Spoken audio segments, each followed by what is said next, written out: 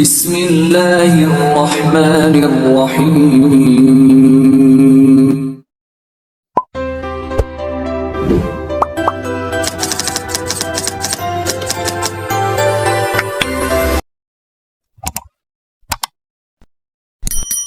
ہماری فکر جس چیز کے لیے ہونی چاہیے تھی ہم نے وہ چیز چھوڑ دیا۔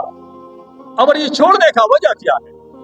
کیا وجہ ہے کہ ہم سارے ایک دیندار اور دنیا دار سارے ایک دوسرے سے آگے نکلنے کی کوشش کر کے مجھے زیادہ نہیں۔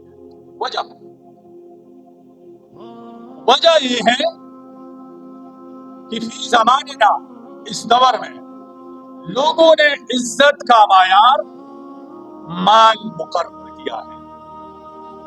جس کے پاس پیسہ ہے وہ صاحب عزت تصور کیا جاتا ہے۔ جس عورت کے پاس حسن ہے وہ صاحب عزت تصور کی جاتی ہے، بے شک وہ دنیا کی بد اخلاق ترین عورت کیوں ہو۔ جس آدمی کے پاس مال ہے وہ بھولا بالا کیوں نہ ہو۔ لوگ کیا کہتے ہیں؟ خان صاحب، ملک صاحب، نواب صاحب، چودھری صاحب، یہ بھولا بالا ہے۔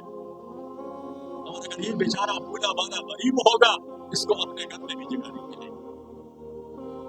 تو ہمارا معیار جو ہم مقرر کرتے ہیں معیار کو انسان کے جانچنے کا، تولنے کا، تو ہم نے مال مقرر کیا ہے مردوں کے لیے اور عورت کے لیے خوبصورتی مقرر کی ہے۔ تو یہ دونوں معیار یہ فانی ہے، یہ غلط ہے۔ یہ خوبصورتی بھی جانے والی ہے، یہ مال بھی جانے والا ہے۔ اب یہ دونوں جب جائے گی تو معیار مٹ جائے گا، معیار ختم ہو جائے گا۔ اس وجہ سے ہماری بدقسمتی یہ ہے کہ ہم سارے اس کمپٹیشن میں شامل ہوئے ہیں اور ایک دوسرے سے آگے نکلنے کی کوشش کر رہے ہیں کہ بھئی چونکہ اس دور میں عزت کا معیار یہ مال ہے، بس ہمیں مال اکٹھا کرنا چاہیے۔ کیونکہ شریعت، اسلام اور ہمارا دین، ہمارا مذہب اس بات سے ہمیں منع کرتے ہیں، کیونکہ ایک معیار عزت انسانوں کے سامنے ہے، انسانوں کے درمیان ہے، انسانوں کے عقل کے مطابق ہے، اور ایک معیار عزت اللہ رب العزت نے مقرر کیا ہے، پیغمبر اسلام صلی اللہ علیہ وسلم نے مقرر کیا ہے۔ اللہ تبارک و تعالیٰ فرماتے ہیں میرے نزدیک عزت کا مالک کون ہے؟ قارون اس دنیا میں گزرا ہے جن کے پاس اتنے خزانے تھے، اتنا مال تھا کہ ان کے خزانوں کی چابیاں گھوڑوں اور خچروں کے اوپر لاد کر لایا کرتے تھے۔ اتنے خزانے تھے کہ چابیاں گھوڑوں گندوں پر لاد کے لایا کرتے تھے۔ لیکن عزت کا معیار چونکہ اللہ کے نزدیک مال نہیں تھا تو اللہ تبارک و تعالیٰ نے اس کو نیست و نابود کر دیا، آئے دنیا تک قیامت تک لوگوں کے لیے عبرت کا نشانہ بنا دیا۔ اور اللہ کے نزدیک عزت کا معیار ان اکرمکم عند اللہ اتقاکم۔ اللہ تبارک و تعالیٰ فرماتے ہیں کہ میرے نزدیک سب سے زیادہ عزت والا وہ شخص ہے جو سب سے زیادہ میرے سے ڈرنے والا۔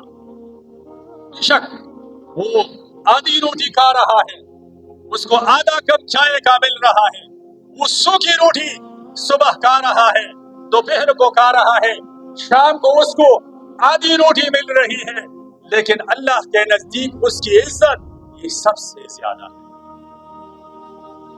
تو ہم نے اپنے عزت کا جو معیار مقرر کیا ہے اس کو ختم کرنا ہے۔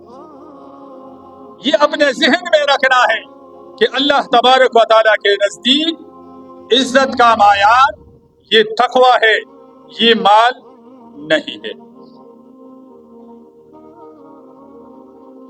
تیسری بات یہ ہے کہ ہمارے اوپر جو معیشت کی تنگی آئی ہے، ہم جو روٹی کے لیے پریشان ہو رہے ہیں، اس کی تیسری وجہ یہ ہے کہ ہم اپنے آپ کو بڑا اور دوسرے کو چھوٹا سمجھتے ہیں۔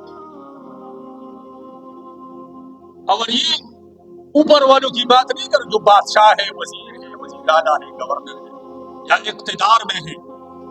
ہر آدمی اپنے لیول کو بڑا اور دوسرے کے لیول کو چھوٹا سمجھتے ہیں، اور یہ تخلیق کس کی ہے؟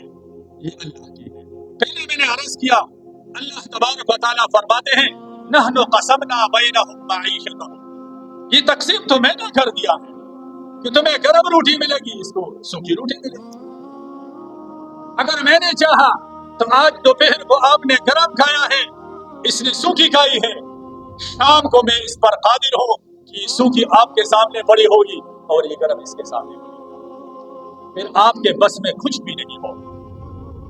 تو مت کرو اس بات کو کہ میں بڑا ہوں یہ چھوٹا ہے، اور اگر آپ کرتے رہیں گے کب تک کرتے رہیں گے؟